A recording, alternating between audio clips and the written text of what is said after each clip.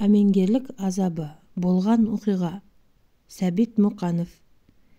Жер үй терезесінің қарын жамаған сынық төрт көзінен белгі берген таң. Ала сәулеленіп, қап-қара тұнжыраған түнді жамылған дала. Бозамықтау, қара көлеңке түрге айнала бастады. Соқпа пештің түбінде жамаулы жабағы бөстекті жамылып бырылдап ұйықтап жатқан Тілеген сол кезде оянды да, қатын тұр деді. Әйелі Сақыпты оятып. Қапшықтарыңды даярлап па едің? Азнаулақ бидайды қалаға апарып, үктіріп әкелейін. Атты суарып жегейін. Оға шейін керек жарақты даярлап қой. Сақып дударланған шашын жиып, көнетоз кимешегін басына ілді де, аяғына мәсісін киді. Ол тұра беріп еді, неге екен білмеді. Басы айналып, көзі қарауытып кетті. Орнынан шынтақтап тұра берген Сақып, буындары дірілеп, құлап қала жаздады. «Өй, мұның не?» деді Сақыптың бұл халін сезген Тілеген. «Басым айналып, жүрегім өрекпіп барады» деді. Сақып маңдайын сипап, терде шығып кетуін қарашы. «Неге?» деп Тілеген Сақыптың маңдайын ұстап еді. Суық тер шыпши қалған екен. «Жарықтығым-ау, мұның қалай?» деді Тілеген. «Сап-сау сияқты едің ғой. Не пәле кеп қалды әп-сәтте?» «Сұрағанның ағасы-ай, білмеймін не болғанымды. Жаңа оянғанда сап-сау сияқты едім. Жүрегім әкетіп барады». Тілеген сасайын деді. Неге екен өзі де білмей, есік жаққа жүгіре басып барды да, қайта келіп Сақыптың басын ұстады. «Қалайсың?» деді ол. «Бойым кішкене жадырайын» деді. «Құсқым келіп еді, басылыңқырады. Жұмысыңнан қалма, атыңды суарып кел, мен көжеңді ысытып қояйын». Тілегеннің сасқан жүрегі орнына түсейін деді. Ол жылы жүн күпісін киді де, белін буып, басына тымағын киіп, тысқа шықты. Атын суарды. Өткен күнгі жүрістен денесіне қатқан терін, қырауын қырғышпен қырды. Кішкене суым бассын деп, аттың басына жарты дорба сұлы ілді де, шана сайманын жегелік қылып даярлап, қайтадан үйге кірді. «Қатын, тәуірмісің?» деді ол. «Тәуіррекпін». «Көже ысыды. Қазір ішесің бе? Атыңды жегіп алып ішесің бе?» «Әкел, қазір ішейін». Шеті кетілген, сары аяққа буы бұрқыраған табан аяқ ұн көжені Сақып құйды да Тілегенге ұстатты. Алдына майлық орамал жайып, отқа көмген нанда келіп турады. Тілеген көже мен нанға тыңқия тойып алды.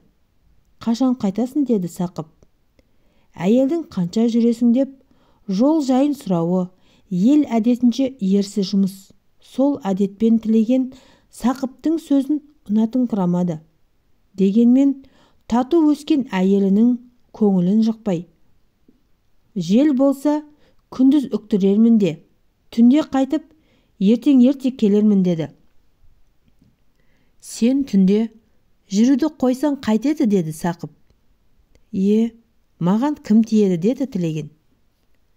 «Кім біледі, бөрі жоқ деме, бөрік астында деген қайда?» «Тәйір-ай, жоқты айтады екенсің» деді Тілеген кейіп. «Кім бар дейсің, жол тосып жүрген?»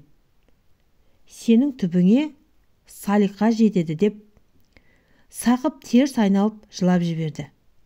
«Сақып, сен ол сөзі енді қой» деді Тілеген екіленіп. «Бар мал дегенің, тыртиған көк ат пен екі бұзаулы сиыр. Жазғы үйіңнің түрі анау. Тоқым қыларлық кез жоқ. Қысқы үйіңнің түрі мынау. Көр, үйіңде бүтін бір төсеніште жоқ. Ақ үймен, қора қопсысымен, мал мүлкімен, жалғыз және жесір отырған Салиқаны алсам, қолың жылы суға малынбай ма? сол мал сенікі болмай ма? Әмеңгерім деп таласып жүрген Сәденнің жарасы жеңіл. Аз малмен аузын жабам. Көпті алам десе, заңға барар. Онда ұтылады. Мал иесі Салиқа. Байғұс-ау, мен сені қызғанбаймын, ретін тапта ал. Бірақ алды артыңды шамала деймін де. Кеше маған ұрқия айтып келді. Сәден Салиқаны тілеген аламын деуін қояр. Оңайлықпен жесірімді бермеспін. Егер қоймаса, ол келімсекті үйретермін депті. Олар жауыз адамдар. Ана жылы жолаушы 6 орысты өлтіріп, олжа қылған естіп жүрсің ғой? Өзі Сойдауыттай 5 ағайынды жігіт. Ал сен жалғызсың. Өзің бұл ауылға кірмессің, малы құрсын. Баяғыдан бері жалғыз ат, жалғыз сиырдан басқа мал бітіп көрген жоқ қой. Сонда да аштан өлмей, көштен қалмай келеміз. Тілімді алсаң, қой осыны. Тілеген бір бет, өз дегеннен қайтпайтын жігіт еді. Сондықтан Сақыптың сөзін құлақ аспай, көжесін ішіп, мұртын сүртті де, киініп шығып, атын жегіп үйіне келді. Ал мен жүрдім деп. Ол есік жаққа бара беріп еді.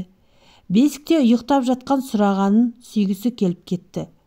Бесіктің үстінде жабулы тұрған шапанның өңірін көтеріп, бырылдап ұйықтап жатқан Сұрағанды оятып алармын деді де, сүймей, мұрнының ұшын ғана тақап, жеңіл иіскеді. Жыбырлатқан мұрттан Сұрағаны оянып кетті. Тілеген бойын енді тежей алмай, Сұрағаны шопылдата сүйіп алды. Сол кезде неге екен кім білсін, көңілі қимағандай болып, жайдан жай жылағысы келді.